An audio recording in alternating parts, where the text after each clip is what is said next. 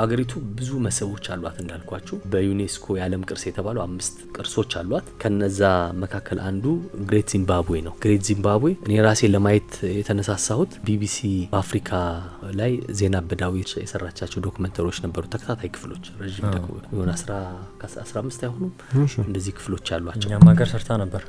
የኛም የመጀመሪያዎቹ ክፍሎች ላይ እና ዚምባብዌ ላይ ስትሰራ ጠቅላላ ደቡባዊ አፍሪካ ላይ ያሉ ቀደምት ስልጣኔዎችን ስትሰራ ስለ ግሬት ዚምባብዌ በጣም ጥሩ ነገሮች አቅርባለች። ያን ካየው በኋላ ነው የሚገርም ቦታ ነው ይሄን ማየት አለብኝ ያልኩ ያሰብኩ ነበር። ከሀራሬ ሩቅ ነው እንዳልኳችሁ 330 ኪሎ ሜትር ይርቃል። ግን ያው በጧት ተነስተን ወጣን። እዛ ወደ 5 ሰዓት እንደዚህ አካባቢ ደረስን። ወደ ግቢው ገባን። ምንድነው ይሄ የሾናዎች ቀደምት ስልጣኔ ነው። ከ9ኛው ክፍለ ዘመን ጀምሮ እስከ 16ኛው ክፍለ ዘመን ድረስ የነበረ በተለይ ደግሞ ከ13ኛው እስከ 16ኛው ክፍለ ዘመን ድረስ የተሰሩ ቤቶች ናቸው።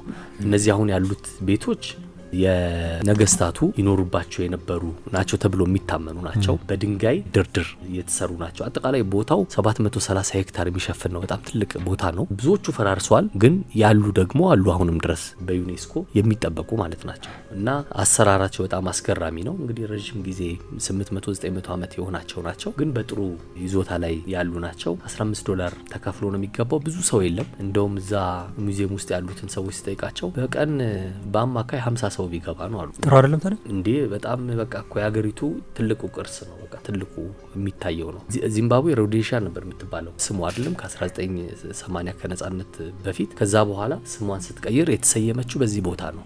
ዚምባብዌ የሚለውን ስም ያገኘችው ምክንያቱም የቀደምት ስልጣኔ የሾናን ህዝቦች ታላቅነት የታየበት ቦታ ስለሆነ ነው። የስልጣኔ መገኛ ስለሆነ ነው ያንን ያደረጉትና የቦታውን ታላቅነት ታያለ። ግን ብዙም ጎብኚ ያለው አይደለም። ሙዚየም ተሰርቶለታል። ግቢ ውስጥ የተለያዩ ነገሮችን ማየት ይቻላል። በድንጋይ ላይ የተቀረጹ ጽሁፎች፣ ምስሎች ተገኝቷል በቁፋሮ።